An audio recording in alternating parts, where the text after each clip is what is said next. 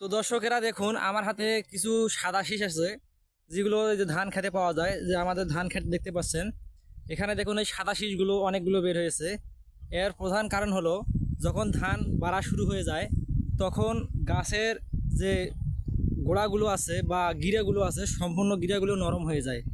তার ফলে ওখানে পোকামাকড় আক্রমণ করার ফলে এই সাদা শীষগুলো বের হয়।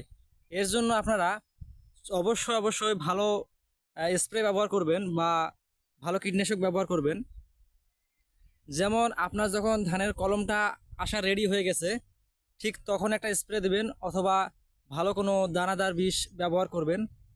এছাড়াও যখন আপনার ধান বাড়া প্রায় অর্ধাবধি হয়ে গেছে, সেই সময় যদি পারেন দয়া করে একবার স্প্রে করবেন, ভালো মানে স্প্রে করবেন। তাহলে দেখা যাবে যে আপনার এই সাদা শীষ বাড়াটা কমে যাবে।